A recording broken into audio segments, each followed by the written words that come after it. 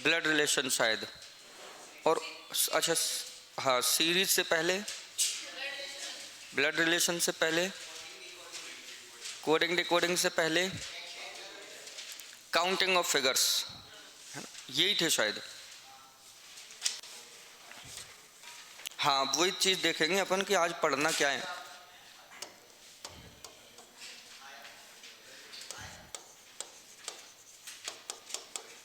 Counting of figures, ये topic पढ़ा था अपन ने सबसे पहले, है ना। इसके बाद में पढ़ा था सीरीज, सीरीज पढ़ा था क्या,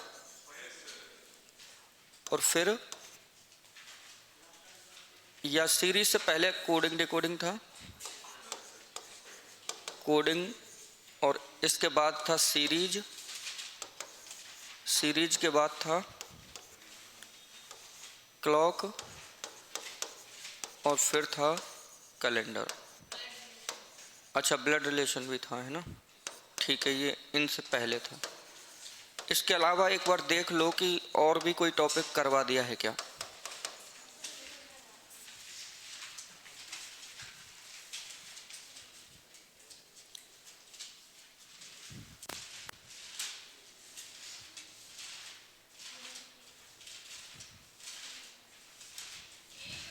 यही करवाए, मैथमेटिकल ऑपरेशन नहीं करवाया। मैथमेटिकल ऑपरेशन टॉपिक का नाम है गणितीय संक्रियाएं, नहीं करवाया था ना। चलो एक तो वो पढ़ लेंगे अपन। आज आपकी क्लास 3 घंटे की रहेगी, तो अपन क्या करेंगे, फर्स्ट 1.5 घंटे में तो एक टॉपिक कर लेंगे, उसके बाद 10-5 मिनट का ब्रेक ले लेंगे, फिर एक और टॉपिक कर लेंगे, ठीक है। तो मैथमेटिकल ऑपरेशन शुरू करने से पहले जस्ट पिछला जो टॉपिक आपको पढ़ाया था कैलेंडर, वहाँ से आपके टेस्ट में 2 क्वेश्चन है, वो दोनों क्वेश्चन एक बार देख लेते हैं अपन।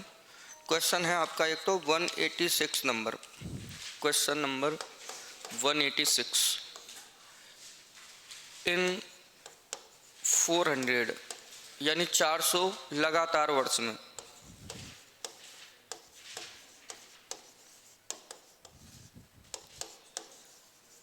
लगातार 400 वर्ष में हाउ मैनी टाइम्स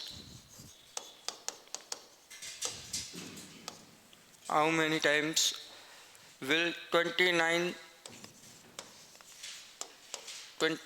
फरवरी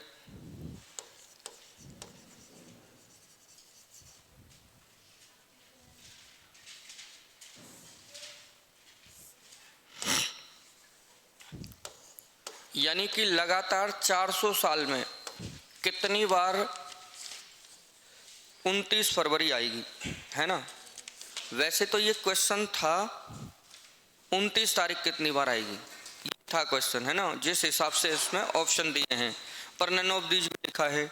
अच्छा मुझे ये बताओ, आप इसको छोड़ो एक बार, मुझे ये बताओ लीप ईयर कितने साल में आती है।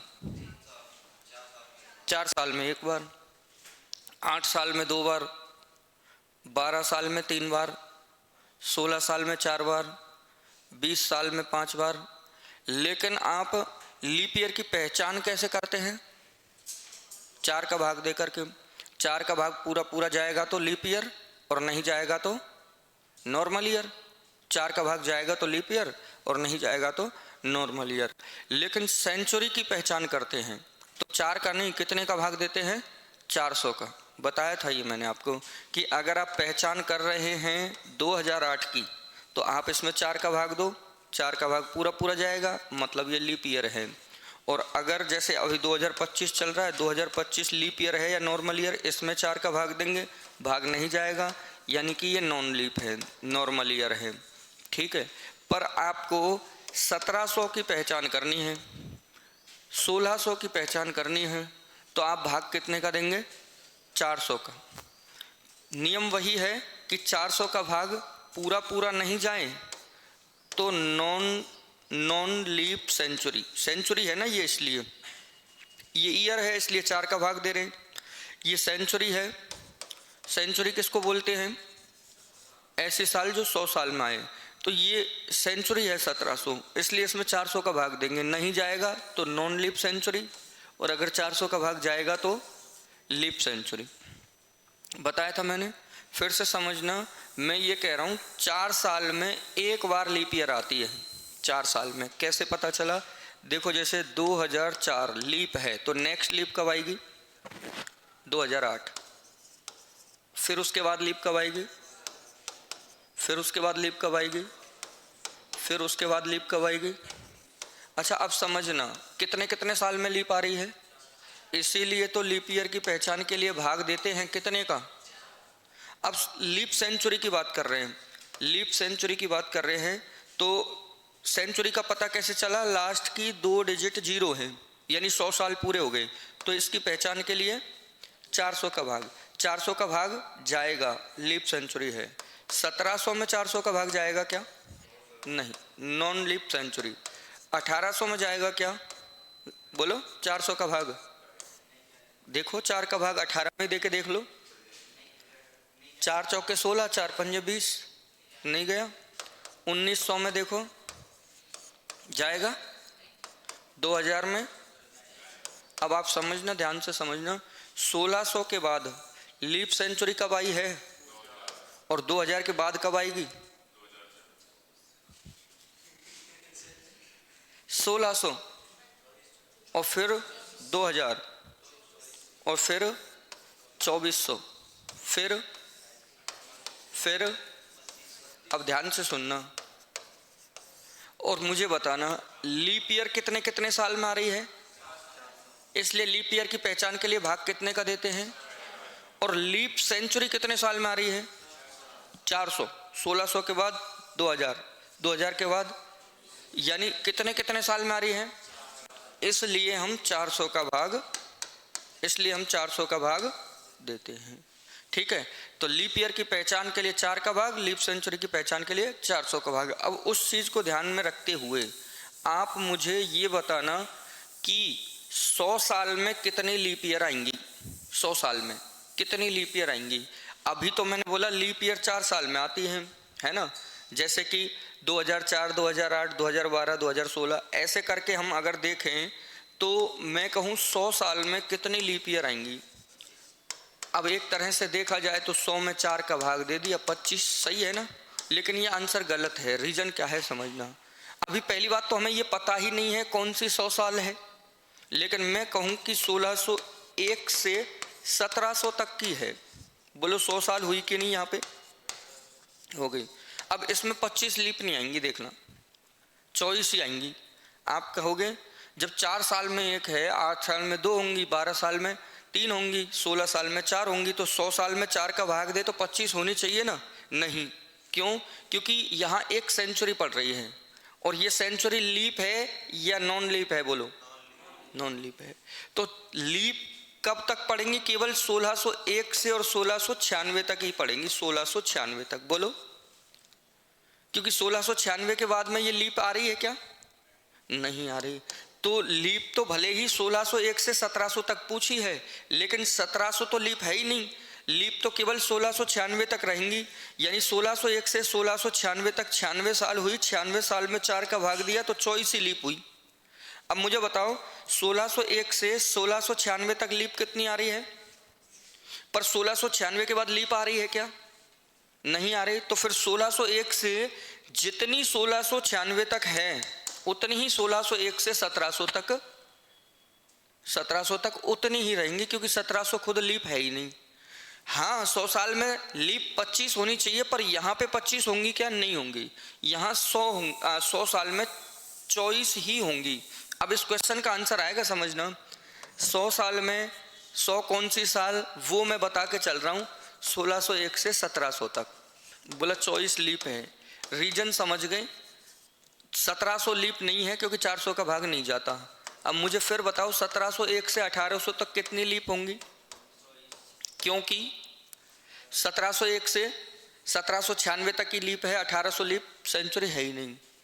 फिर 1801 से 1900 तक बोलो कितनी लीप होंगी? पर 1901 से 2000 तक बोलो। अब 25 कैसे बोलेंगे अपन? 1901 से 1996 तक तो 24 लीप है ना। और 1996 के बाद में ये भी लीप पड़ रही है, 400 का भाग जाएगा। इसलिए 25 है। अब अगर आपसे कोई 100 साल में पूछे, अब कहे कौन सी 100 साल, पता नहीं, केवल 100 साल बोला है, तो आपको वहां पे लीप कितनी बतानी है? केवल 100। 100 साल में लीप कितनी बतानी है? केवल 24। 200 साल में पूछे कि कितनी लीप होंगी तो कितनी बता दोगे आप? और अगर 300 साल में पूछे तो 72। और अगर लगातार 400 साल में पूछे लीप ईयर कितनी होंगी तो देखिए 24 चौके 96 होना चाहिए वैसे, पर ये एक सेंचुरी 400 साल में आप जानते हैं लीप आती है, इसलिए आंसर। लीप का मतलब क्या है अब ये बताओ मुझे? लीप ईयर का मतलब यही तो है कि फरवरी 29 दिन की होती है। तो ये ऐसे ही बोल रहा है कि कितनी बार 29 फरवरी आएंगी 400 साल में? भाई उतनी बार 29 फरवरी आएंगी जितनी लीप ईयर होंगी। बात सही है क्या? तो लीप ईयर कितनी है? 97। तो 97 बार ही फरवरी 29 तारीख आएगी, इसलिए इसका आंसर है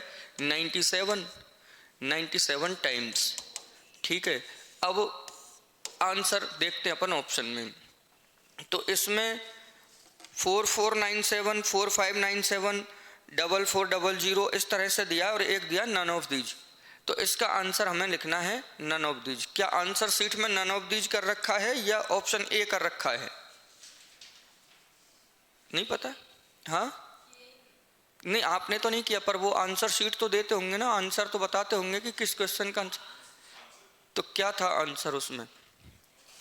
वैसे आपको नन ऑफ दीज लिखना है, कंफर्म है ये तो, पर 4497 अगर किया है तो इसका मतलब उसने 29 फेब नहीं पूछा, उसने ओनली 29 पूछा है। देखो दो तरह से क्वेश्चन बन सकता है। एक तो कहें 400 साल में कितनी बार 29 फरवरी आएगी, हम कहेंगे जितनी बार लीप आएंगी। लीप कितनी बार आएंगी? लेकिन एक क्वेश्चन ये भी हो जाता है कि 400 साल में 29 तारीख कितनी बार आएगी। अब हम इस 29 तारीख को 29 फरवरी समझ लेते हैं। या तो कहेगा 29 फरवरी कितनी बार आएगी, या कहेगा 29 तारीख कितनी बार आएगी। 29 फरवरी तो केवल लीप ईयर में आएगी, और 29 तारीख लीप के अलावा एक साल में जो 12 महीने होते हैं, फरवरी को हटा दे तो 11 के 11 महीनों में 29 तारीख आती है। ठीक है, तो वहां पे 4400 और जुड़ जाता है, वो मैं समझा दूंगा। लेकिन आप इसमें देख लो पहले कि यहाँ पे क्या कंफ्यूजन है अभी आपके, क्योंकि देखो टॉपिक पढ़े हुए लगभग आपको शायद मेरे हिसाब से 1 महीने से ऊपर ही हो गया होगा, है ना? हाँ, तो 1 महीने में कई चीज़ें आपके, अब जैसे ये तो है नहीं है पहली बार टॉपिक पढ़ा है, 1 महीने पहले पढ़ा, तो हो सकता है कुछ चीज़ें माइंड से निकल गई हों। तो यहाँ पे आपको कुछ डाउट आ रहे होंगे शायद, तो आप खुल के बोलिए, ऐसे नहीं कि 1 महीने पहले टॉपिक पढ़ा, अब मैं आपको पढ़ाते टाइम पे हाँ बुलवा रहा हूँ, आप हाँ बोल रहे हैं, हाँ सही है, और बात समझ में आई ही नहीं है, तो आप बोल सकते हैं। अभी कुछ जनों के हो सकता है यही नहीं समझ में आया हो कि लीप का है, लीप का मतलब क्या है, तो वो मैं बताऊं। अभी इस क्वेश्चन का आंसर मैंने बोला है, ये कह रहा है कि 400 साल में, लगातार 400 साल में कितनी बार 29 फरवरी आएगी। मैंने बोल दिया 97 बार आएगी। ये बात अभी कम समझ में आई है या समझ में आ गई? हाँ बोलो, दोबारा बताऊं क्या? एक बार और बताओ। अब मुझे बताओ लीप ईयर कितने साल में आती है? 4 साल में एक बार, है ना? लीप 2 तरह की होती है, एक तो साल में 4-4 साल में जो लीप आती है, और एक लीप जो 400-400 साल में आती है। वो जो 400 साल में लीप आती है वो सेंचुरी होती है ना? तो सेंचुरी तो हम जानते हैं 400 साल में एक बार आती है। अब हम 100 साल में देखें तो डायरेक्ट 4 का भाग देके मत देखो कि 25 लीप हो गई, क्योंकि 100 साल में एक सेंचुरी भी तो आएगी, पर 100 साल में आने वाली सेंचुरी लीप नहीं होती, 400 साल में आने वाली सेंचुरी लीप होती है। अब मैं सीधा ऐसे बोल रहा हूँ, 100 साल में कितनी लीप आएंगी, तो सेंचुरी को हटाओ, सेंचुरी को हटा दिया, सेंचुरी को मैंने हटा दिया तो 24 ही लीप रहेंगी, ये आप याद रख लो बस। और 200 साल में डबल, 300 साल में उसका ट्रिपल, और 400 साल में 24 चौके 96, और एक 400 साल में एक सेंचुरी लीप आती है तो 97 बार, मतलब 400 साल में लीप ईयर 97 आती है। ये तो बात समझ में आ गया ना? लीप ईयर कितनी आती है? 97 आती है। 400 साल में लीप ईयर 97 टाइम्स। अच्छा, लीप ईयर 97 बार है या लीप ईयर 97 है, तो लीप ईयर का मतलब यही तो होता है ऐसी साल जिसमें फरवरी 29 दिन की हो। अब ऐसी कितनी साल होंगी जिसमें फरवरी 29 दिन की होगी? 97। तो 97 बार ही आपकी क्या हो जाएंगी? 29 फरवरी हो जाएंगी, क्योंकि 29 फरवरी का मतलब ही लीप ईयर है। लीप ईयर है 29 फरवरी का मतलब, तो 97 लीप आती है, इसलिए 97 ही आपकी 29 फरवरी आएंगी। ठीक है, नेक्स्ट क्वेश्चन है आपका एक लास्ट 187 है ना, ये 186 है और एक 187 है, इसको लिखना थोड़ी है। हाँ भाई, नेक्स्ट क्वेश्चन पे चलूं क्या? 187 देखो, राम, ये भी लीप से रिलेटेड है। Ram was born on 29 February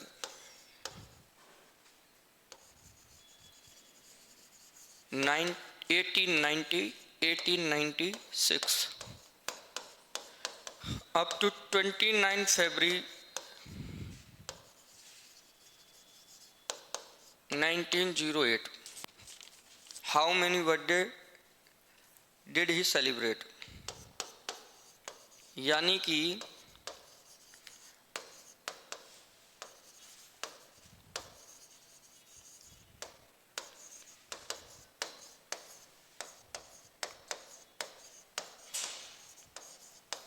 ये कह रहा है राम का जन्म हुआ 29 फरवरी 1896 में। ठीक है, अच्छा, इसका जन्म हुआ 1896 में। 1896 लीप है, इसीलिए तो वहाँ 29 तारीख आई। तो 29 तारीख को जन्म हुआ है राम का, फरवरी की 29 तारीख को 1896 में। तो वो अपना जन्मदिन 97 में मना पाएगा क्या? नहीं कर पाएगा सेलिब्रेट 97 में, क्योंकि लीप ईयर है, और लीप ईयर कितने साल में आती है? पर हम यहाँ 4 साल जोड़ कर देखें तो सेंचुरी आ गई। अब ये सेंचुरी लीप है क्या? नहीं है, 400 का भाग नहीं जा रहा ना, तो इसका बर्थडे 4 साल में भी नहीं आ रहा अभी यहाँ पे, क्योंकि ये जब लीप नहीं है तो इसमें फरवरी भी 29 तारीख नहीं आएगी। तो फिर और कितना साल आगे चलेंगे? और 4 साल आगे बढ़ेंगे, क्योंकि हम जानते हैं लीप आती तो 4 साल में ही है। अब यहाँ 4 साल में नहीं आने का रीजन ये है कि ये सेंचुरी लीप नहीं है, 400 का भाग नहीं जा रहा। फिर 4 साल आगे गए 1904 में। बोलो 1904 लीप है क्या? है, 4 का भाग जाएगा। फिर 1904 के बाद फिर कब मनाएगा अपना जन्मदिन? 8 में। फिर मनाएगा 1912 में, 16 में, 20 में, 24 में। हर 4 साल में जन्मदिन ये अपना मनाएगा, क्योंकि इसका जन्म 29 फरवरी को ही तो हुआ है। लेकिन यहाँ 1900 क्यों नहीं आया? रीजन समझ गए? अभी मैंने बता दिया, जिस साल में 400 का भाग नहीं जाए वो सेंचुरी लीप नहीं होती है, तो इसमें 400 का भाग नहीं जाएगा। तो इसका जन्म जब 1896 में हुआ है, तो ये 1908 तक इसके बाद कितने बर्थडे सेलिब्रेट कर चुका है? 2। इसका आंसर है 2। और कई जने इसमें लिख देते 3, क्योंकि 4 साल के हिसाब से देख लेते, पर यहाँ पे लीप सेंचुरी नहीं है, ये है रीजन इसमें। ठीक है, 3 लिखा होगा, तुमने किया ही नहीं। चलो, टॉपिक या तो ऐसा हो सकता है, पूरा टॉपिक पढ़ा था क्या आपने? शायद मैंने कैलेंडर टॉपिक 2 बार में पढ़ाया है ना। जैसे मैं ज़्यादातर क्या करता हूँ कि जो भी आपकी क्लास जिस दिन स्टार्ट होती है उस दिन पूरा टॉपिक ही अपन कंप्लीट करके चलते हैं, लेकिन पिछली बार अपन ने कैलेंडर थोड़ा बड़ा टॉपिक है तो 2 क्लास में कंप्लीट किया था। चलिए, अब अपन टॉपिक पे चलते हैं, मैथमेटिकल ऑपरेशन। यहाँ से आपका एक आधा क्वेश्चन आ जाता है मैथमेटिकल ऑपरेशन से, तो ये टॉपिक अपन पढ़ते हैं।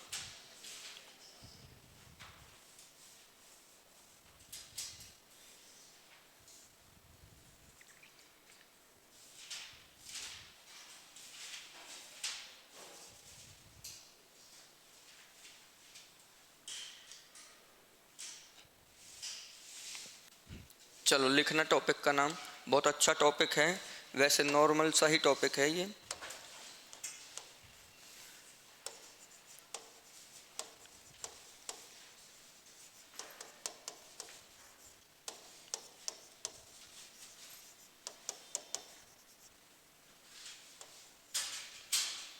मैथमेटिकल ऑपरेशन आपके सिलेबस में भी है, और एग्जाम में आप देखना PYQs में इस टॉपिक से क्वेश्चन कई सारे एग्जाम में आपके दे रखे होंगे।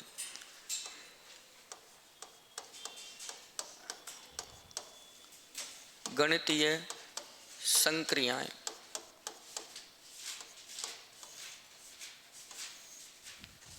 अभी तक मैंने आपको जितने भी टॉपिक पढ़ाए हैं ना इम्पोर्टेंट, उन सब टॉपिक से एग्जाम में क्वेश्चन आए हैं। और ज़्यादातर मैं आपकी क्लास में वही टॉपिक ज़्यादातर रिपीट करता रहता हूँ बार बार में, जहाँ से हर बार क्वेश्चन आना फिक्स रहता है।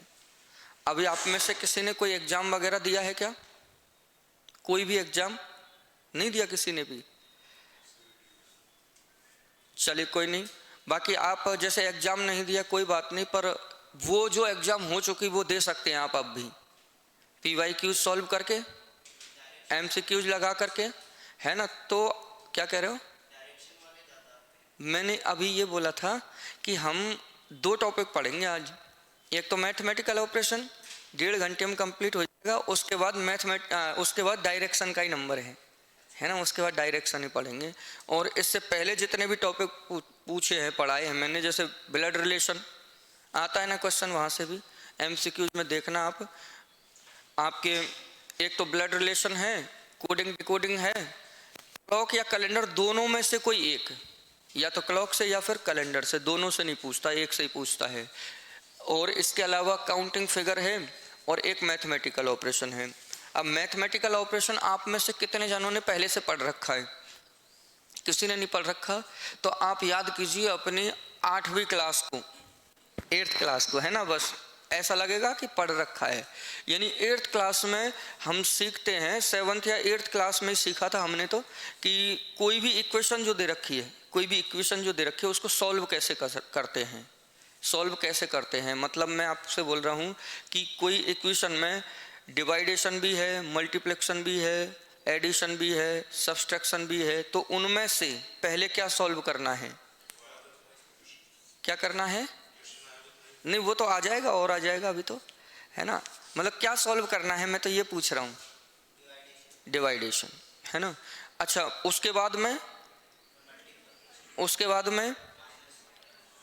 प्लस या माइनस, वैसे कुछ भी कर सकते हैं, पर वैसे बोर्ड मास सुना है क्या आपने? बोर्ड मास के अकॉर्डिंग एडिशन पहले फिर सब्सट्रैक्शन। तो बोर्ड मास आप लोगों ने ये पढ़ा होगा, सही है क्या? पर मैं ये पढ़ा रहा हूं, है ना। BODMAS पढ़ा है आपने, और मैं पढ़ा रहा हूं VBODMAS। तो क्या 8वीं क्लास के बाद में अब बदल गया है बोर्ड मास? नहीं बदला नहीं है ना। बोर्ड मास वही है, लेकिन ये चीज है ना, हम पहले ये कंप्लीट पढ़ लेते हैं, उसके बाद में सीखते हैं ये। अब मैं इसको साथ ही बता रहा हूं, बाद में तो कब है ना। तो देखिए इनका मतलब क्या है, पहले तो ये देख लेते हैं। V का मतलब होता है वर्नाकुलम,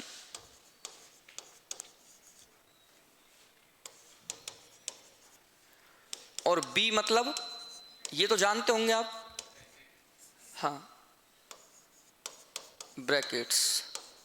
और O मतलब ऑफ, और D मतलब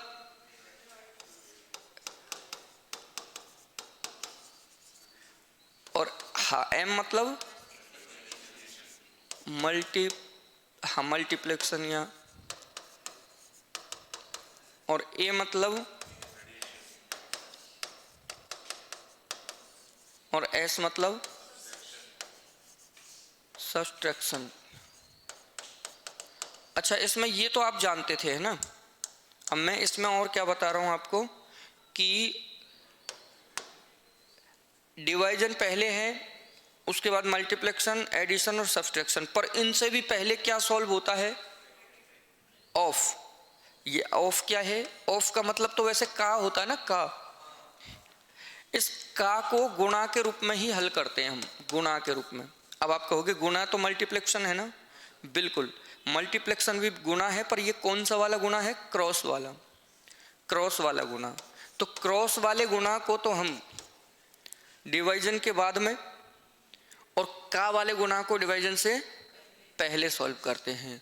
और इनसे भी पहले अगर ब्रैकेट्स दिया गया है तो वो सॉल्व करना है। ब्रैकेट्स कितने टाइप के होते हैं? 2 टाइप के। कौन कौन से बोलना? एक तो बड़े वाला और एक छोटे वाला, और एक बीच वाला और होता है ना, 3 होते हैं। इसको बड़ा वाला बोलते हैं, इसको छोटा वाला बोलते हैं, और एक बीच वाला इस तरह से इसको, है ना। ठीक है, चलो इनसे भी पहले, इन सब से, अब बोर्ड मास में तो हम लोगों ने यही सीखा था, पर इनसे भी पहले सॉल्व करते हैं। वार सुना है क्या आपने? वार, वार नहीं सुना? हाँ, वही वर्नाकुलम है। जैसे ब्रदर, ब्रदर को ब्रो बोल देते हैं ना, ऐसे वर्नाकुलम को बार बोला है केवल, है ना। तो ये वार मतलब, अब इसको हिंदी में बोलते हैं रेखा बंधनी। रेखा बंधनी, रेखा बंधनी। रेखा मतलब क्या होता है? लाइन, है ना। रेखा मतलब लाइन। लाइन में 2 नंबर्स को बांध दिया जाता है। बंधनी मतलब बांध दिया जाता है। देखो समझो, अभी जैसे कि, है ना, जैसे कि 2 भाग 1 गुणा 5 प्लस 4 माइनस 3, और यहां पर मैंने ये लाइन, बार, रेखा बंधनी, ठीक है, अगर ये लिख दी है तो हम जानते हैं कि पहले इनमें सॉल्व क्या होना चाहिए। लेकिन अभी क्या सॉल्व करेंगे? आप कहेंगे माइनस सॉल्व करना है। हाँ, क्योंकि रेखा बंधनी यानी जहां बार है उसको पहले सॉल्व किया जाता है, सबसे पहले ये। आगे बात समझ में? अगर मैं ब्रैकेट्स में, जैसे ये बार हो गया कंप्लीट, चलिए इसको मैंने जैसे बार को हटा दिया, ये सबसे पहले सॉल्व होना है, और ये बार मैंने हटा दिया है। लेकिन मैं अगर इसमें यहां ब्रैकेट लगा रहा हूं तो भाग से भी पहले क्या सॉल्व होना है? ये ब्रैकेट सॉल्व होना है। और अगर ब्रैकेट्स नहीं है तो का भी हो सकता है। कैसे? 3 का 2 भाग 1 गुणा 5 प्लस 4 माइनस 3। तो हमें पहले 3 को, यानी 3 का मतलब 3 को गुणा करना है। किससे? 2 से गुणा करना है। 3 को 2 से गुणा करना है। अब इसमें गुणा 2 तरह के हैं, एक तो क्रॉस वाला गुणा और एक का वाला गुणा। तो का वाला गुणा हम इससे भी पहले सॉल्व कर रहे हैं, और क्रॉस वाला गुणा इसके बाद सॉल्व करेंगे। बात आ गई समझ में? वैसे इतना डीप आपको रीजनिंग में तो नहीं आता, बाकी बोर्ड मास की वजह से मैं बता रहा हूं आपको। क्वेश्चन इस टॉपिक में रीजनिंग में कैसे आएंगे वो मैं बताऊंगा, पर ये चीज़ तो मैथ्स में भी काम आती है। कोई भी क्वेश्चन सॉल्व करनी है तो पहले ये चीज़ें पता होनी चाहिए।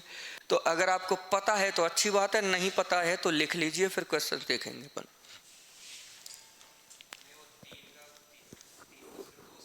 हाँ, नहीं, अब सबसे थोड़ी ना, केवल जो 3 के साथ में, 3 का, अब जो नंबर है उसको 3 से गुणा कर दिया बस।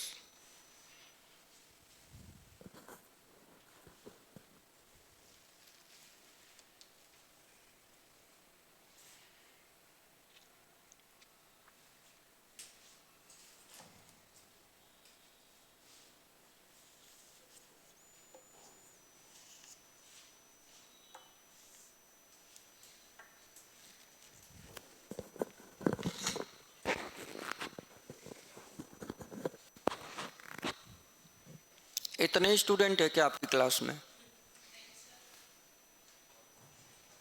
मेरे हिसाब से जस्ट डबल ही होंगे, डबल के ट्रिपल होंगे, डबल ही होंगे। हाँ, तो देखो ऐसे मत पछताना, हम तो इसका मतलब फंस गए आके यहाँ पे। हमें क्या पता था वो भी नहीं आएंगे जो साथ वाले हैं।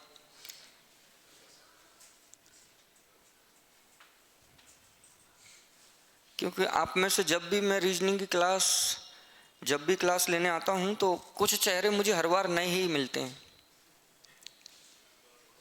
है ना। तो मतलब इसीलिए मैंने ये कर लिया कि चलो जब भी अब रीजनिंग की क्लास होगी तो टॉपिक को पूरा करके ही आना है। आधा टॉपिक करवा दिया तो पिछले वाले स्टूडेंट शायद मिले ही नहीं मुझे पढ़ाने के लिए, इसलिए हर बार अपन पूरा टॉपिक को कंप्लीट करके ही निकला करेंगे यहाँ से।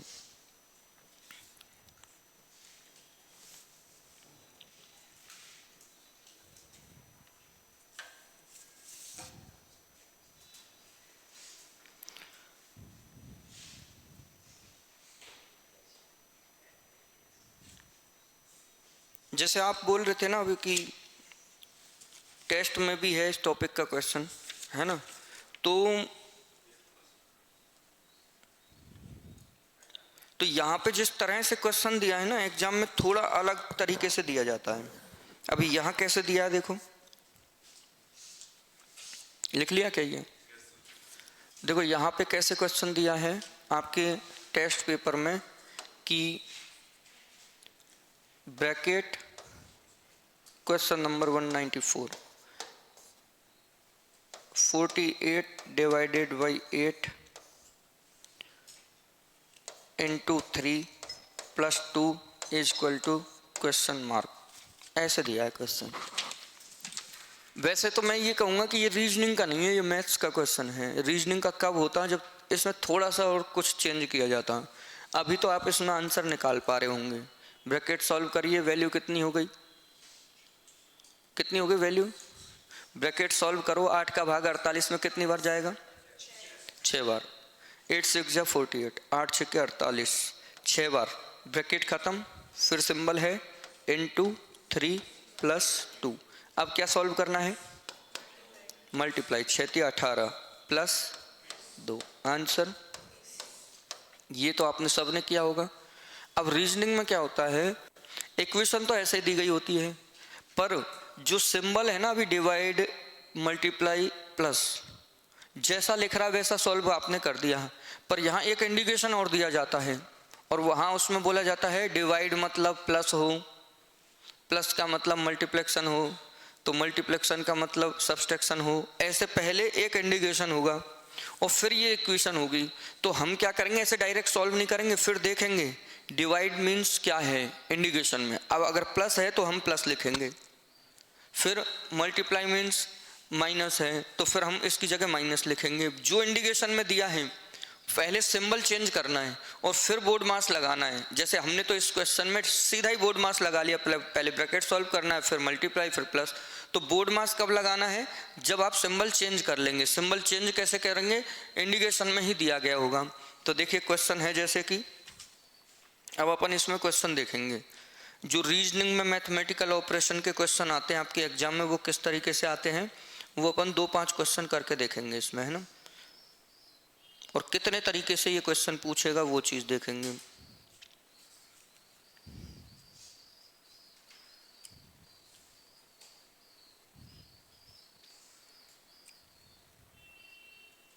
देखो जैसे क्वेश्चन है एक छोटा सा ही, हटा दूं ये तो। क्वेश्चन फर्स्ट, अभी तो नॉर्मल से एक बार मैं क्वेश्चन लिख रहा हूं जिनमें कहीं कोई दिक्कत आएगी नहीं, आप वो क्वेश्चन करके देखो। जैसे बोला है इफ ए मीन्स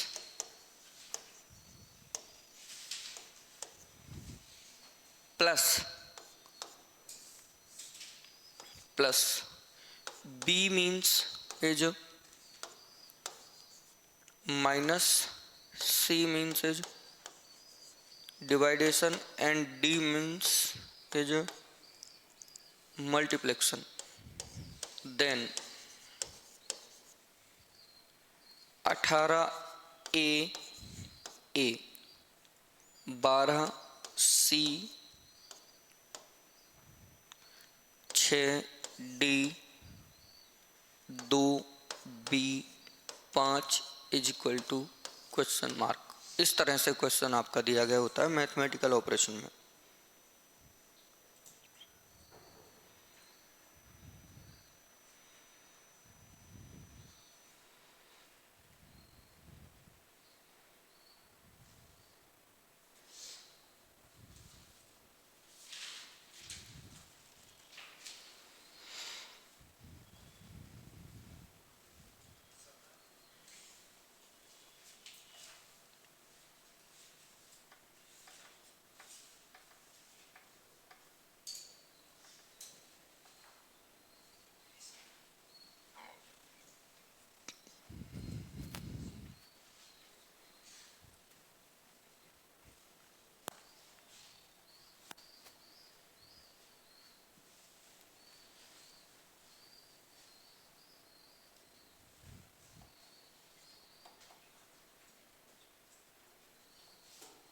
हो गया।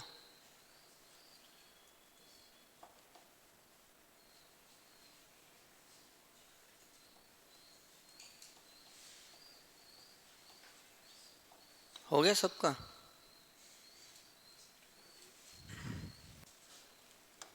अच्छा, पहले क्या करना है, दो स्टेप है इसमें, एक तो सिंबल चेंज और दूसरा बोर्ड मास नियम के अनुसार।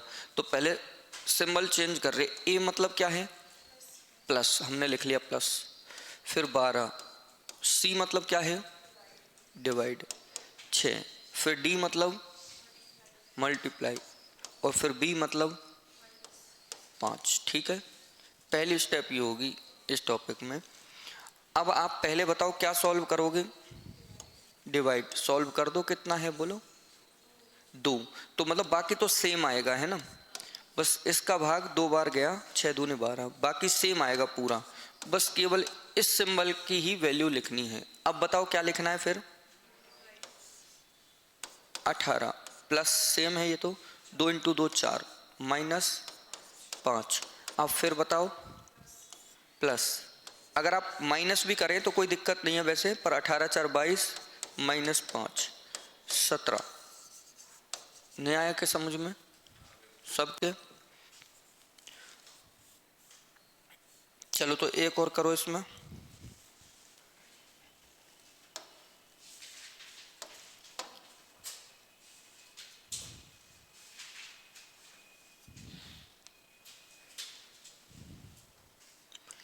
एल मतलब प्लस, ठीक है, एम मतलब माइनस, और एन मतलब गुणा, फिर पी मतलब भाग, हो तो 5n 5p 5l 5m 5 is equal to question mark.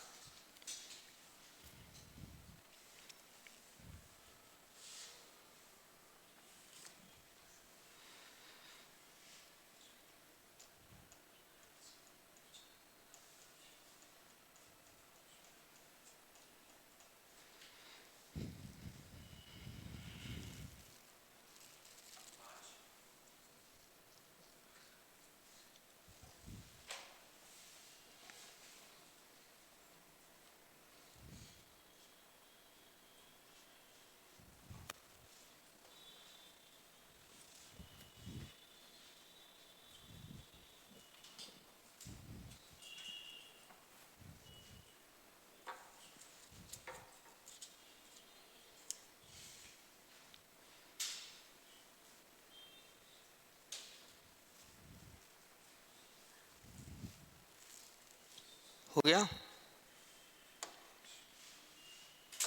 देख लो एक बार। एन मतलब गुणा, पी मतलब भाग, एल मतलब प्लस, एम मतलब माइनस। ये सबने कर लिया होगा मेरे हिसाब से। क्या सॉल्व करना है पहले, डिवाइड, बोलो कितनी वैल्यू आएगी, 1, बाकी तो सेम ही होगा सारा। फिर बताओ क्या करना है, क्या हो जाएगा, फिर बताओ क्या करना है,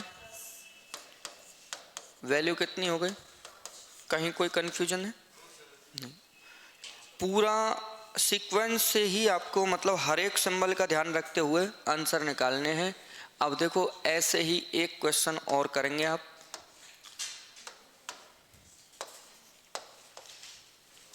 डिवाइड मतलब प्लस,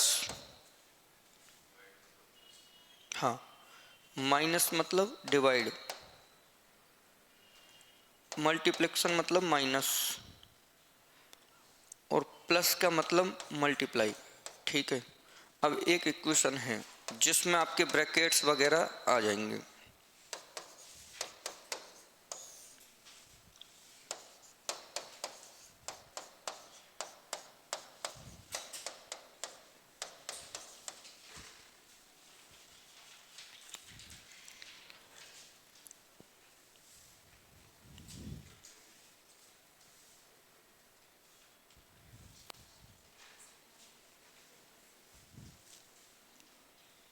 पहले इंडिकेशन अकॉर्डिंग सिंबल चेंज करना है।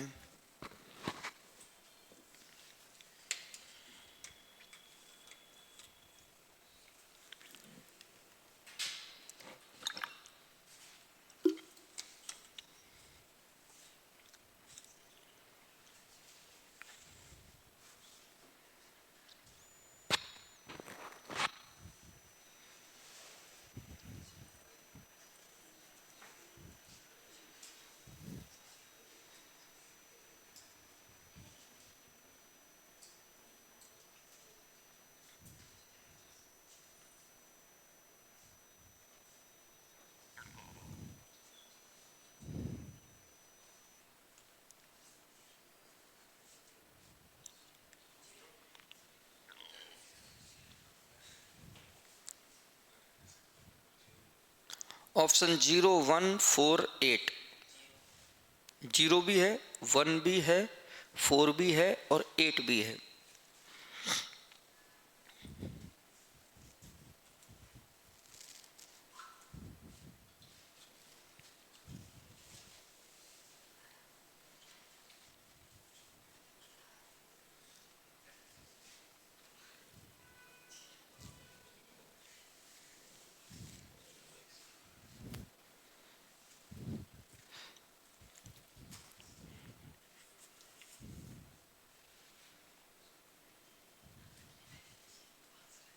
हो गया?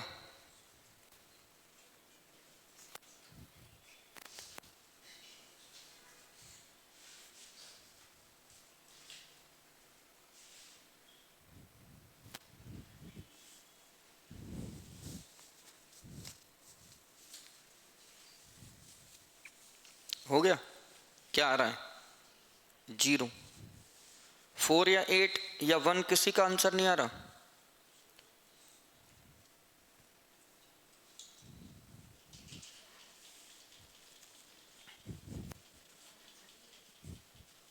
कर रहे हो या बताएं?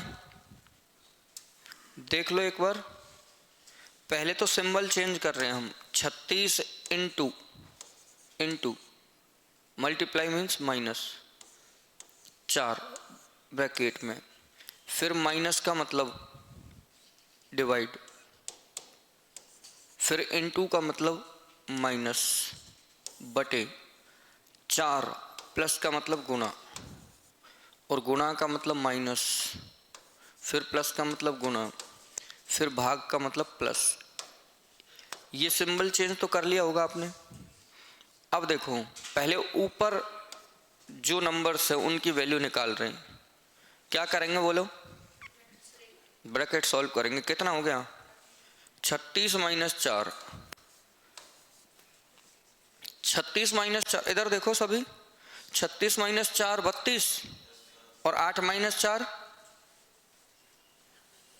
है ना। ये नहीं करना है। हम क्या समझते हैं, ये वाला माइनस कर रहे हैं तो लगे हाथों इसको भी कर लेते हैं। नहीं, ब्रैकेट सॉल्व कर रहे हैं, बाकी तो सेम है पूरा। ठीक है, ब्रैकेट सॉल्व किया केवल। अब इसमें क्या सॉल्व करेंगे? पहले कितनी बार भाग गया? माइनस बटे, अब सुनिए, ये 4 माइनस 4 कितना आया? 0 आया, है ना। अब ऊपर जो इक्वेशन में ऊपर जो नंबर्स है उनकी वैल्यू 0 हो गई। अब नीचे चाहे कुछ भी आए, किसी भी संख्या का 0 में भाग देंगे तो 0 ही होना है। वैसे तो सॉल्व करने की जरूरत है नहीं, पर सॉल्व कर रहे हैं तो देखो, पहले मल्टीप्लाई करना है। तो 8 गुणा 4 32, और 16 गुणा 2 32, बीच में सिंबल है माइनस का, और फिर है प्लस 1। तो आप क्या करेंगे? प्लस के ऐसे कर लो, ऐड कर लो, 32 और 1 33, माइनस 32, 33 माइनस 32। अब 0 बटे 1 का मतलब क्या हुआ? 0 ही तो हुआ। क्लियर है? चलिए एक और, इसमें एक क्वेश्चन और देखेंगे। अगर आप ये वाला क्वेश्चन कर पा रहे हैं ना, तो एग्जाम में आपका लेवल तो और भी कम रहता है, क्योंकि आप लोगों को मतलब ये क्वेश्चन इसलिए आता है कि आप थोड़ा सा इजी क्वेश्चन को देख के है ना बहुत जल्दबाजी कर देते हैं। अब जल्दबाजी मतलब इक्वेशन देखी, सॉल्व कर दी, जबकि पता चला उसमें इंडिकेशन तो कुछ और था, सिंबल्स का मतलब तो कुछ और था, वो लिखा नहीं और आंसर निकाल लिया। उसी के हिसाब से आपको ऑप्शन भी मिल जाता है। इसलिए बस केवल क्वेश्चन आएगा नॉर्मल सा ही, और ये आपको जो इंडिकेशन है ये समझ लेना है। कभी कभी जैसे अब थोड़ा सा मैं लेवल के हिसाब से क्वेश्चन दे रहा हूँ, हालांकि हो सकता है एग्जाम में इस तरह का तो नहीं आए, पर फिर भी अगर ये वाला क्वेश्चन आप कर पा रहे हो तो फिर कोई क्वेश्चन आपका छूटेगा नहीं। माइनस का मतलब प्लस, इनटू का मतलब डिवाइड, और डिवाइड का मतलब माइनस हो। तो क्वेश्चन है 6 minus 9 plus 8 into 3 divided by 20 is equal to question mark.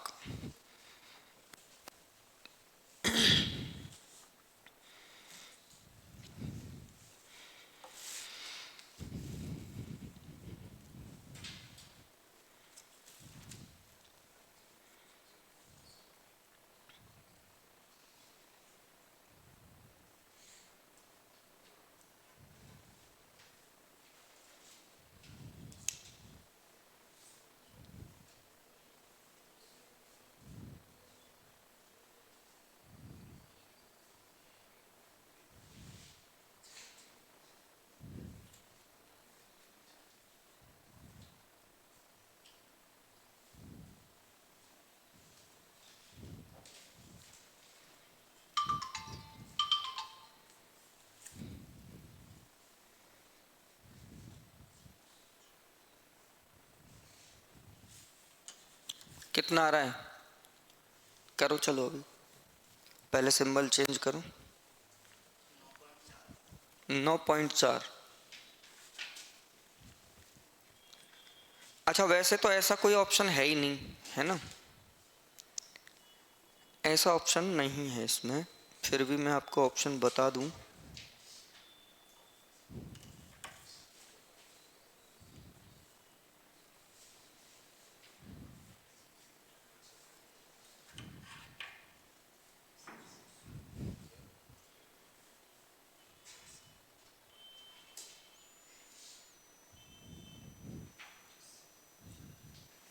Option में है 17, 18, 10 और 24।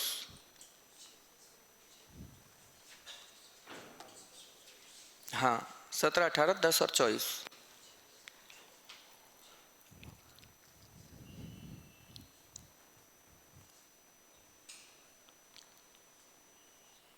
कैलकुलेटर यूज कर रहे हो क्या? जरूरत ही नहीं है। पर क्यों आपको कैलकुलेटर यूज करना पड़ रहा है? क्योंकि आपने खुद ने कैलकुलेशन को बढ़ा लिया। इधर देखो सभी, बहुत नॉर्मल सा क्वेश्चन है। अच्छा, ये एक बार आप जैसे समझेंगे ना तो फिर याद रहेगा आपको। 6 माइनस यानी प्लस, प्लस मतलब गुणा, गुणा मतलब भाग, भाग मतलब माइनस। बोलो यही है ना? सबसे पहले क्या सॉल्व करना है? डिवाइड। डिवाइड सॉल्व किया, कितना आया? 8। 8 भाग 3 की वैल्यू पूछ रहा हूं मैं। अगर आप वैल्यू निकाल रहे हैं, माना कि 8 भाग 3, आप जानते हैं 3 का भाग 8 में नहीं जाएगा, और जबरदस्ती देंगे तो पॉइंट में आएगा, और पॉइंट में आ गया तो कैलकुलेशन हमने कैसे बढ़ा ली कि भाग दिया, पॉइंट में आया, फिर गुणा करेंगे पॉइंट में, फिर गुणा में से प्लस करेंगे पॉइंट में, फिर वो जो वैल्यू आएगी माइनस करेंगे पॉइंट में। तो इतने में तो मामला ही खराब हो जाएगा, पॉइंट पॉइंट पॉइंट। और एग्जामिनर ऐसे चाह नहीं रहा है कि आप ऐसे आंसर निकालें। देखिए, जब भाग किसी संख्या में नहीं जाए तो क्या करेंगे? 8 भाग 3 को 8/3 लिख देंगे, हो गई वैल्यू 8/3। और अब आगे का रास्ता आपको दिख रहा होगा। अब आगे का रास्ता दिख रहा है क्या कुछ? 3 से 9 कट गया, हो गया काम, अब कैलकुलेशन खत्म। अगर आप देख रहे हैं 5 भाग 2, तो उसको ऐसे लिखो ना, 5/2। 5 भाग 2 का मतलब 2.5 है, और 2.5 का मतलब भी तो 5/2 ही है। तो फिर उसमें भाग नहीं देना, बस ये बात समझ लेना। बाकी इतना देता नहीं है एग्जामिनर, एसएससी वाले बच्चों को दे देता है इस तरह से क्वेश्चन। पर अब आप अगर एक आधा क्वेश्चन ऐसा देख रहे हैं और आपको पता है कि ऐसा करना है कि भाग नहीं जाए, तो बस बटे के रूप में लिख दिया। तो 6 प्लस 3 से कट गया, ये सीधा ही 3 से 9 कट गया, कितनी बार? 3 बार। अब आप कहोगे कि अगर हमें ये दिमाग में नहीं आए कि काटते हैं, तो भी कोई बात नहीं, ये लो 9 गुणा 8 तो कर ही सकते हैं ना। 9 8 कितना हुआ? 72 बटे भाग। अब 3 से 72 कटेगा, ये तो समझ में आएगा ही। कितनी बार बोलो? 24 3 72, 3 से 72 कितनी बार कटा? 24 और 6 कितना हुआ? 30 में से 20 गए तो। अच्छा, आपके दिमाग में ये नहीं आया, ये आया कि 3 से हम 9 को काटेंगे 3 बार, तो 3 गुणा 8 वही 24, 24 और 6 30। चाहे यहाँ काट लो या फिर यहाँ पे काट लो, वैल्यू तो 24 होनी है। इधर 3 काटोगे 8 3 24, और अगर 9 8 72/3 करोगे तो 24, और 24 और 6 30 माइनस 20। अब देख लो कितनी सी छोटी सी कैलकुलेशन है। बस गड़बड़ क्या हुई? भाग नहीं जा रहा था, जब भी भाग दे रहे थे हम वहां पे बटे के रूप में लिख देंगे, ठीक है। दिमाग में अब आपके ये भी आ सकता है कि गुणा नहीं होता, कटता भी नहीं, तो गुणा नहीं होता तो प्लस माइनस होता, एलसीएम लेकर के कर लेते। कैसे? यानी ये 9 है ही नहीं, 6 प्लस 8/3 है, तो कटेगा क्या 3 से? अब 6 नहीं, तो एलसीएम लेंगे, कितना आएगा एलसीएम? और फिर 6 प्लस देखो फिर क्या करना है, अगर ऐसा है तो पहले 6 से 3 को गुणा कराओ, कितना हुआ 18, और प्लस 8 मतलब 18 और 8 26/3 हो गया। इसकी वैल्यू कितनी है 26/3। ठीक है, आप फिर से समझो थोड़ा ध्यान से, 6 + 8/3 है, तो एलसीएम तो आप ऐसे लेते थे 3, है ना, 6 × 18 प्लस फिर 3 एकम 3, एक बार गया भाग, फिर 8 से गुना किया 8, 18 8 26/3, ऐसे ही तो करते थे। लेकिन ये स्टेप नहीं लेनी आपको, सीधा क्या करना है, 6 × 18, 18 और 8 26/3। अगर ये ऐसे होता तो 6 × 18 - 8 10/3, समझ रहे हो। बाकी इतना आता नहीं है वैसे आपको, पर इसमें तो आपने काट करके आंसर निकाल लिया। ठीक है, अब मैं इसमें दूसरे टाइप का क्वेश्चन दे रहा हूं, दूसरा टाइप, यानी अभी तक कौन सा टाइप था, इक्वेशन दी गई है, वैल्यू बतानी है कितनी है। ठीक है, इक्वेशन दी गई है, वैल्यू बतानी है कितनी है। अब इक्वेशन दी गई होगी, कौन सी सही इक्वेशन है, वैल्यू भी उसी में दे रखी है, बस ये बताना है सही इक्वेशन कौन सी है। तो क्वेश्चन लिखेंगे इसी में,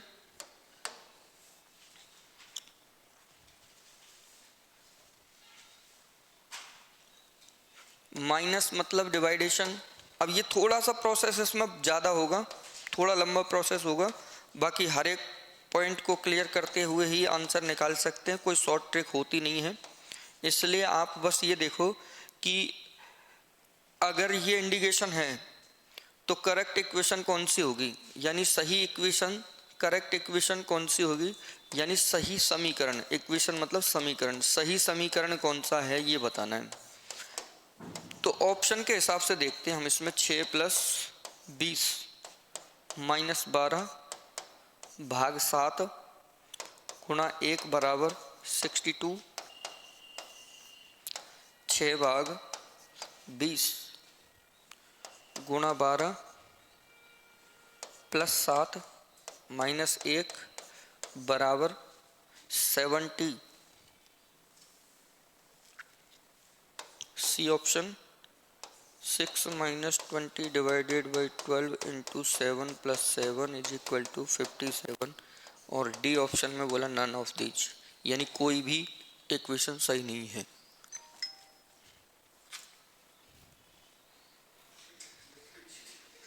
क्या हुआ,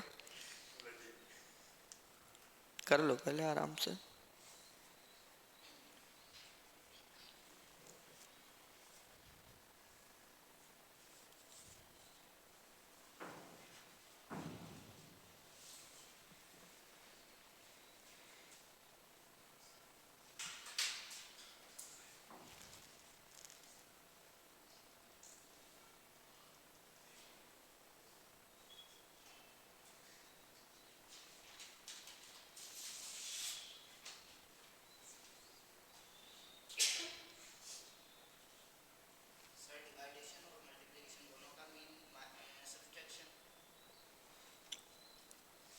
हो सकता है इस वक्त मैं, चलो एक बार चेक कर लेता हूँ, क्वेश्चन है ना पूरा।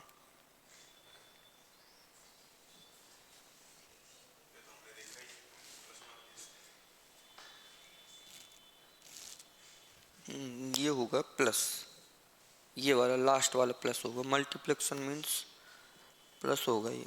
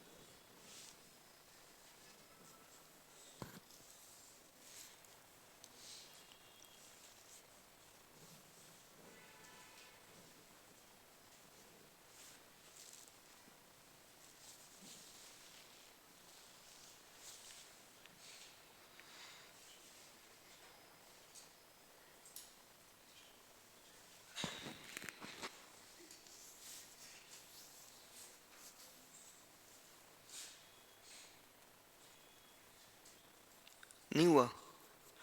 पहली बात तो ये तीनों इक्वेशन सॉल्व करके देखनी पड़ेगी, कोई शॉर्ट ट्रिक नहीं है ना।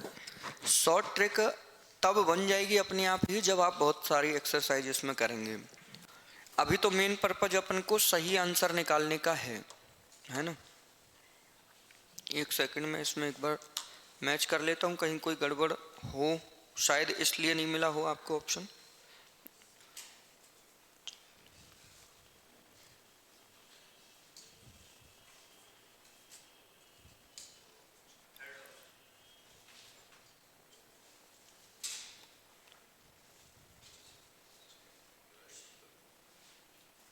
चलो क्वेश्चन तो इसमें सही है, यही है ना। और इसमें अपन सबसे पहले क्या करते हैं, यहाँ सिंबल चेंज करते हैं। प्लस का मतलब क्या है,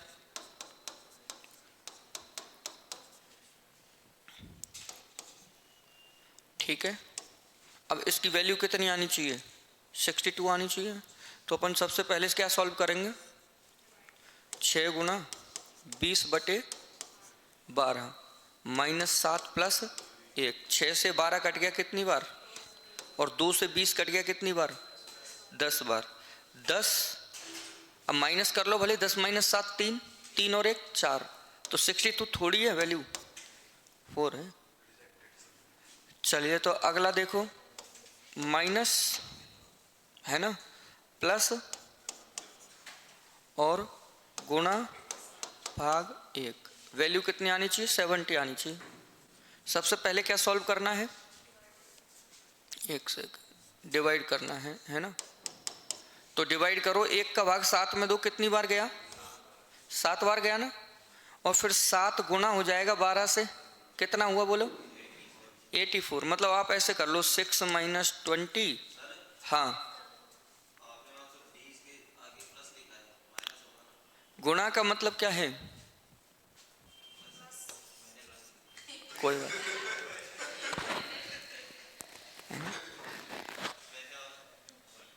देखो 1 का भाग 7 में दिया 7 बार, 7 को 12 से गुना किया, कितना हुआ, 84 हुआ ना। अब 84 और क्या करना है, कर दिया प्लस, बोलो कितना आया। अरे भाई देखो मेरी बात सुनो, ये तो प्लस का है और ये माइनस का है ना। यानी कि 84 प्लस का है और प्लस का क्या है 6, तो 84 और 6 कितना हुआ, सही है। और फिर माइनस क्या है, अब कितना आएगा वैल्यू, अब ऐसे थोड़ी 84 और 20 104 -6 ऐसे नहीं। तभी तो मैं मतलब शुरुआती क्वेश्चन में मैं क्या कर रहा था, एक एक सिंबल को क्लियरली लिख रहा था कि पहले कौन सा फिर कौन सा फिर कौन। या फिर अभी आपके ये बात नहीं समझ में आई ना, तो ये लो मैंने यहाँ पे ये हटा दिया एक बार, ठीक है। मैं पूरा स्टेप बाय स्टेप लिख रहा हूँ। सबसे पहले सॉल्व होगा क्या, भाग, 1 का भाग 7 में दिया कितनी बार, फिर क्या सॉल्व होगा 12 × 7 84, फिर सॉल्व होगा प्लस। अब प्लस का मतलब ये थोड़ी है कि जो प्लस नहीं है वो भी प्लस, 84 और 20 नहीं, ये प्लस है और 6 प्लस है, तो ये सॉल्व होने हैं। 84 6 90, फिर माइनस का है 20, माइनस बाद में होगा इसलिए माइनस वाले नंबर को बाद में छेड़ेंगे। 90 - 20 70 आंसर, ठीक है। एक और कर लो चलो इसमें, है ना, ये ऐसा करेक्ट इक्वेशन वाला एक और कर लो। अभी तो शायद एक ही करवाया मैंने, एक कम से कम एक तो करेंगे ही हम।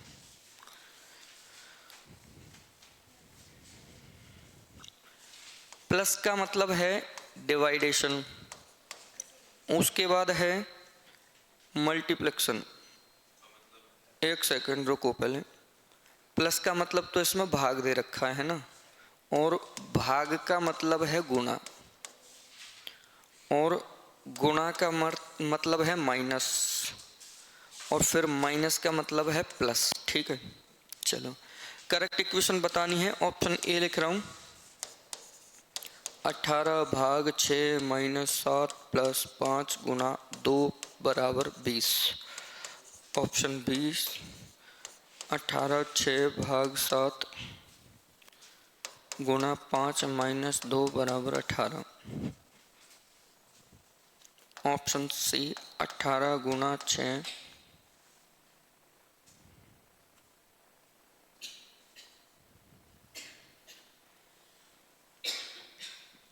प्लस 7 भाग 5 माइनस 2 बराबर 16 और ऑप्शन डी है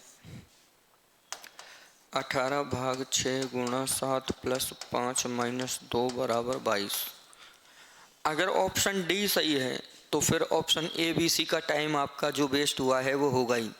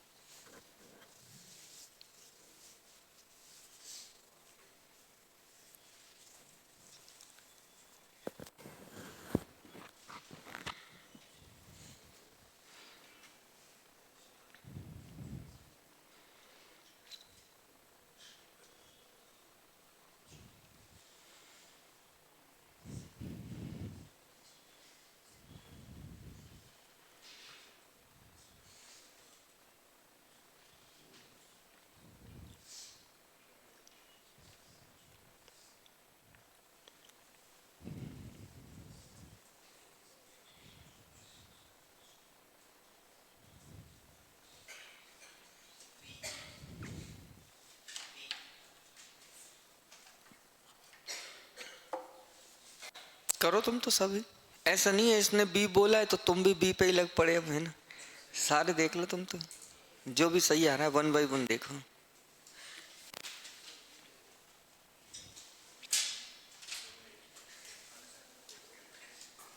हो गया बी।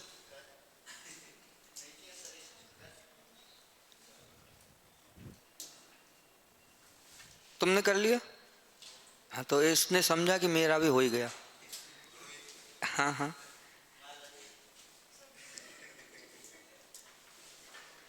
बी है, ठीक है। डायरेक्ट बी बता दूं क्या, पहले वाला बताऊं। ट्रिक को बोर्ड मास, और बोर्ड मास माइंड में है तो फिर सॉल्व नहीं करना कुछ भी, केवल सिंबल चेंज होगा। देखो जिनको ट्रिक चाहिए वो देख लो, ये तो करना पड़ेगा आपको, सिंबल चेंज तो करना पड़ेगा। इंटू 6 प्लस 7 डिवाइडेड बाई 5 और -2। अब देखो यहाँ साफ साफ पता चल रहा है कि 7 में 5 का भाग दें तो 7/5, और 7/5 में प्लस का 6 प्लस के साथ है इसलिए कटेगा नहीं, कटेगा नहीं तो वैल्यू फिर पॉइंट में ही है। सही है ना, कट जाए तो वैल्यू पॉइंट में नहीं है, भाग नहीं जाए पूरा पूरा कोई बात नहीं, पर फिर नंबर कटना चाहिए, और कट भी नहीं रहा है तो वैल्यू पॉइंट में है। और पॉइंट में क्या वैल्यू आनी कितनी चाहिए 20 और यहाँ वैल्यू पॉइंट में आएगी, इसलिए ऑप्शन ए गलत। ये एक ट्रिक हो गई जिसमें पूरा सॉल्व नहीं करना पड़ा। ऐसे ही थोड़ा थोड़ा सेकंड ही बचती है इसमें। बाकी फिर इसमें देखो प्लस का मतलब, डिवाइड का मतलब, मल्टीप्लाई का मतलब, और माइनस का मतलब। अब सुनो, इसमें अब कुछ सॉल्व नहीं करना, पहले बताओ मुझे कौन सा सिंबल चेंज करें, सॉल्व करेंगे। कितनी हो गई वैल्यू फिर 3 को क्या करना है, 7 ते 21, 21 और 2 23 में से 5 घटाओ, आंसर। ठीक है। अगर वो ऑप्शन डी रखता तो एक्सपर्ट आपकी उन सब बातों का ध्यान रखते हैं कि आपका कितना टाइम इसमें लगेगा। अगर इसको मैं ऑप्शन डी पे रखता तो और शॉर्ट करता, इसको और थोड़ा सा सिंपल बनाता, है ना। एक एक चीज को ध्यान में रखते हुए ही एक्सपर्ट्स जो है आपके चाहे 2-4 क्वेश्चन रख रहे हैं, पर वो 2-4 क्वेश्चन भी पूरा सोच समझ करके रखते हैं। आपके बैकग्राउंड का भी उनको ध्यान होता है। इसलिए नर्सिंग में जो रीजनिंग के क्वेश्चन आते हैं, मैथ्स के क्वेश्चन आते हैं, वो बिल्कुल ही सिंपल आते हैं, क्योंकि बैकग्राउंड आपका मैथ्स नहीं है इसलिए। और वही बच्चा अगर एसएससी में बैठ रहा है तो वो जानते हैं कि एसएससी में ज़्यादातर स्टूडेंट्स मैथ्स वाले होते हैं, तो उनकी कैलकुलेशन इतनी खतरनाक होती है कि शायद आप अगर देखेंगे, आप साइंस बैकग्राउंड से, आप क्वेश्चन को देखेंगे तो आपको लगेगा छोड़ ही दो, छोड़ने में ही फायदा है ना। हाँ, और कुछ क्वेश्चन आपको ऐसे दिए जाते हैं जिसमें लगता ऐसा है कि छोड़ दो, छोड़ने में ही फायदा है। कब लगेगा, जब पढ़ा नहीं है। आपको क्वेश्चन अगर ऐसा लग रहा है ना कि छोड़ने में फायदा है, इसका मतलब आपने पढ़ा नहीं है, क्योंकि नर्सिंग में वो लेवल नहीं है जो छोड़ने में फायदा वाले क्वेश्चन होते हैं। कौन से, एसएससी वाले। एसएससी वाले रखेगा ही नहीं वो। देखने में आपको थोड़ा सा टिपिकल लग सकते हैं। अब जैसे देखने में टिपिकल कैसे लग सकते हैं कि यहाँ पर मैंने एक ऐसा ही क्वेश्चन दिया था, कौन सा, जिसमें बोला था 8 में भाग दिया कितने का, 3 का नहीं जा रहा, गुणा के साथ 9 था, तो हम यहाँ पॉइंट में कर रहे हैं ना। अब आपने अगर सॉल्व ही नहीं किया पहले तो पॉइंट में ही निकालोगे, और नहीं तो फिर 9 गुणा 8 बटे क्या लिख दोगे, 3 लिख दोगे, और 3 से 9 कट गया, 3 बार 8 के 24 इसकी वैल्यू है। तो आप तो ये देखो कि ऐसा कोई नंबर मिले जिसमें भाग नहीं जाए, भाग नहीं जाए, तो उसके साथ में मल्टीप्लाई वाला नंबर होगा जिससे वो कट जाएगा सीधा ही। और अगर मल्टीप्लाई वाला नहीं है, जैसे यहाँ नहीं था तो वैल्यू पॉइंट में है, और पॉइंट में वैल्यू आ रही है तो सॉल्व करने की जरूरत क्यों नहीं है, क्योंकि यहाँ पे वैल्यू कितनी दे रखी है, 20 बनेगा नहीं, इसलिए ऑप्शन ये गलत। ठीक है, तो ये सब लॉजिकली आपको देखने पड़ेंगे पहले। ऐसा नहीं है कि सारे क्वेश्चन सॉल्व ही करने हैं, मतलब पता लग जाता है, अंदाजा लग जाता है कि सॉल्व करना चाहिए कि नहीं करना चाहिए। ठीक है, चलिए अब आप थोड़ा सा अलग टाइप के क्वेश्चन देखना, मतलब मैथमेटिकल ऑपरेशन वैसे तो कंप्लीट है, आप एग्जाम में क्वेश्चन कर लेंगे अगर आपने यहाँ तक भी पढ़ा है टॉपिक को तो, पर थोड़ा अलग अगर दें तो उसमें क्या करना चाहिए वो वैसे मुझे बताने की जरूरत पड़ेगी नहीं। देखो, जैसे मैं एक क्वेश्चन बोल रहा हूँ, 25 star 2 star 6 is equal to 4 star 11 star 0 में स्टार की जगह कौन से चिन्ह आएंगे। अब कौन से चिन्ह आएंगे इसके लिए आपको ऑप्शन देखना है, ऑप्शन के अकॉर्डिंग ही तो रखेंगे। तो ऑप्शन ए में है, जैसा इसमें क्वेश्चन में दे रखे वो लिख रहा हूँ, same, into minus into plus, फिर बोला प्लस माइनस गुणा प्लस, फिर बोला है गुणा प्लस गुणा माइनस, फिर बोला है गुणा डबल प्लस गुणा।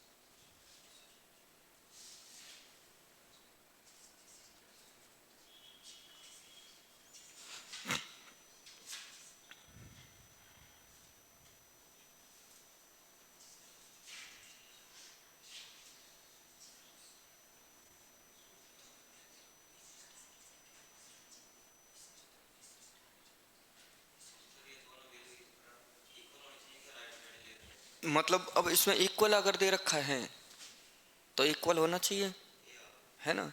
अगर अगर ग्रेटर देन होता, जानते हैं कि greater than less than, greater than होता तो इधर वाली वैल्यू बड़ी होनी चाहिए, इधर वाली वैल्यू छोटी होनी चाहिए। और अगर लेस देन होता तो इधर वाली वैल्यू छोटी और इधर वाली वैल्यू बड़ी होनी चाहिए।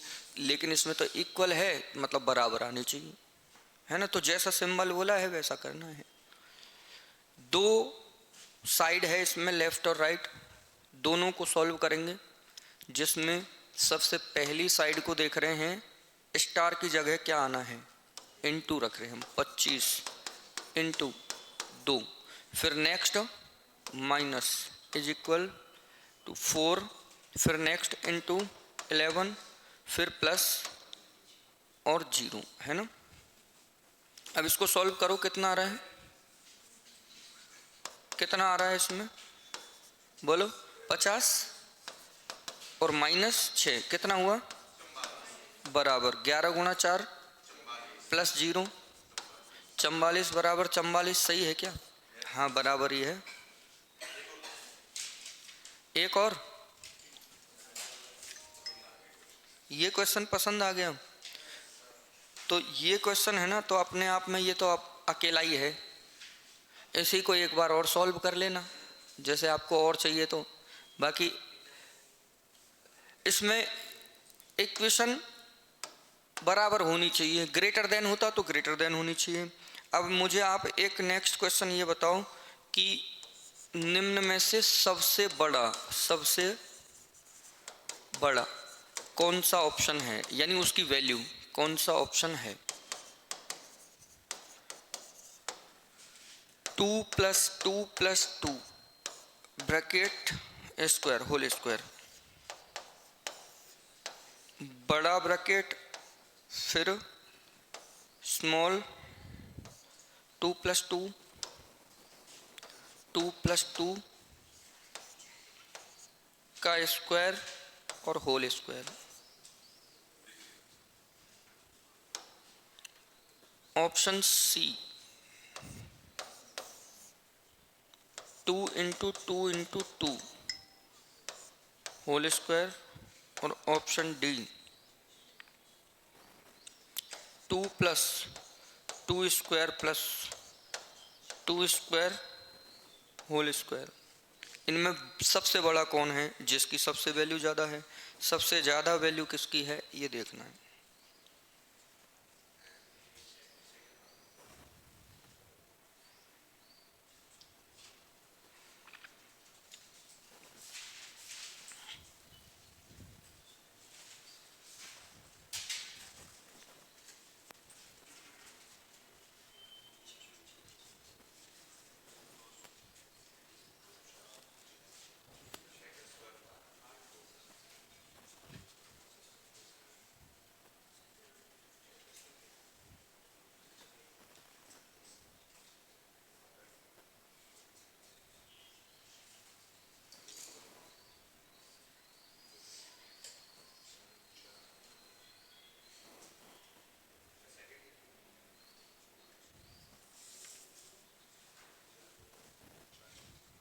कौन सा, सबकी वैल्यू निकाल लेते हैं अपन। 2 + 2 + 2 कितना हुआ, ये 6, और 6 का स्क्वायर कितना हो गया, ठीक है। फिर इसमें देखो 2 और 2 4 का स्क्वायर 16, और फिर 16 का भी स्क्वायर,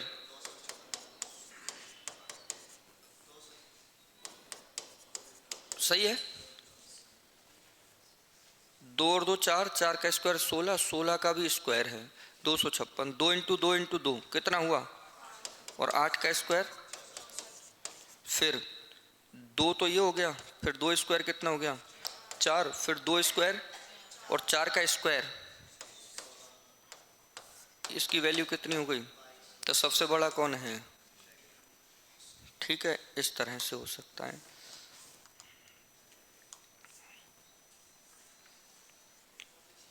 एक और कर लो बस, लास्ट,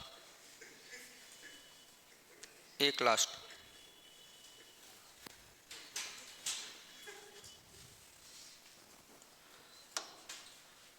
कौन से कौन से दो चिन्ह आपस में बदल दिए जाएं, आपस में बदल दिए जाएं, जिससे कि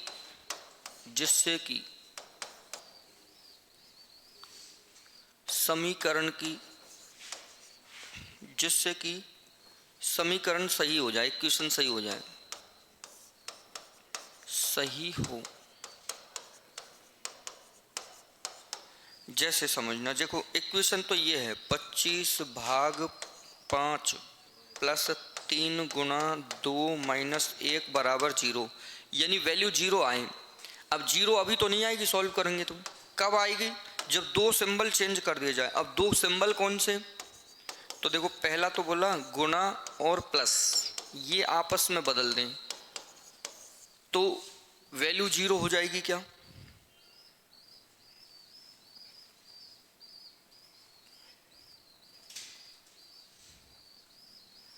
या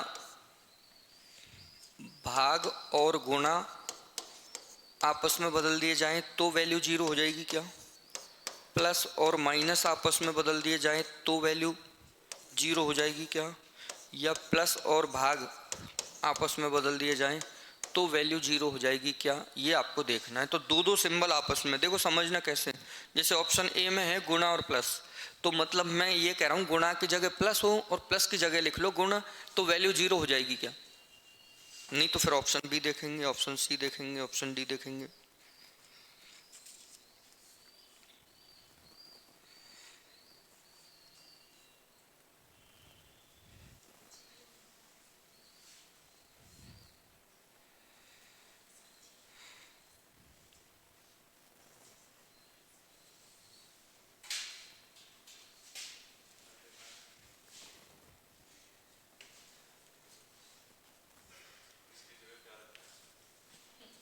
किसकी जगह नहीं, आपस में बदलने, बस कौन से, इस इक्वेशन में दो सिंबल आपस में बदलने, वो कौन से दो सिंबल हो सकते हैं, इनटू प्लस डिवाइड इनटू, इनमें से कौन सा,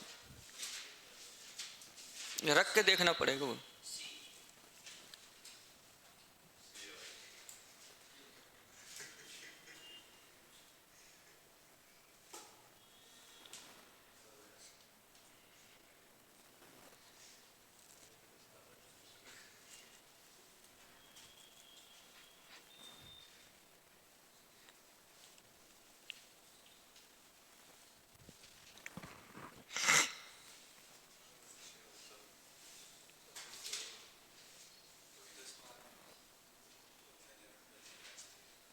क्या क्या कह रहे हो,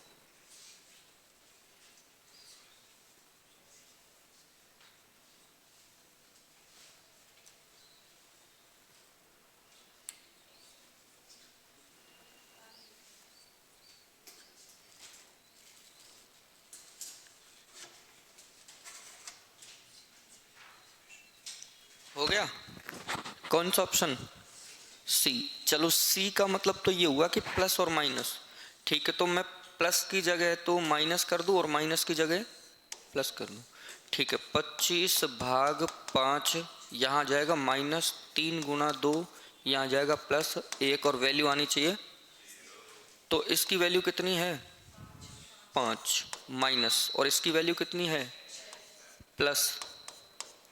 अब प्लस का 1 है और प्लस का 5 है, 5 और 1 -6, 0 हो गया ना। कौन से ऑप्शन से? सी ऑप्शन से। ठीक है, तो ये टॉपिक मेरी तरफ से कंप्लीट है। और शायद आप भी इस टॉपिक को पढ़ने के बाद में नॉर्मली क्वेश्चन को कर ही लेंगे, है ना, एग्जाम में। तो बस मेन चीज़ तो इसमें थी एक बोर्ड मास, और दूसरी सिंबल भी चेंज करना होता है। आपके टेस्ट में सिंबल चेंज करने के लिए नहीं बोला गया, सीधा क्वेश्चन रख दिया था। तो इसको अपन सिंप्लीफिकेशन मैथ्स का टॉपिक समझ सकते हैं 194 वाले क्वेश्चन को। मैथमेटिकल ऑपरेशन में तो आपके एक इस तरीके से इंडिकेशन भी दिया गया होता है कि सिंबल भी चेंज करना होता है ना। ये टॉपिक आपका हो गया कंप्लीट। इसके बाद में अपन एक टॉपिक पढ़ेंगे डायरेक्शन, बहुत इंपॉर्टेंट टॉपिक है। और उसमें जो मेन चीज़ है ना, उसमें वो क्या है कि लेफ्ट और राइट जो टर्न लेते हैं हम, उसमें गड़बड़ कर देते हैं। मेन तो ये है, बाकी सिंपल सा ही क्वेश्चन आता है। तो अब हम ब्रेक ले लें 5-7-10 मिनट का मैक्सिमम, है ना, क्योंकि चाय पानी के लिए ही टाइम दे रहा हूँ मैं ब्रेक का, मतलब इससे ज़्यादा मत लेना, है ना, क्योंकि फिर आगे भी मैं थोड़ा लेट हो जाता हूँ। तो 10 मिनट बहुत है मेरे हिसाब से, 10 मिनट में आप आ जाओ, फिर डायरेक्शन वाला टॉपिक पढ़ेंगे। और डायरेक्शन वाला टॉपिक पढ़ने के बाद में एग्जाम में आराम से आप आंसर निकाल जाओगे। ठीक है।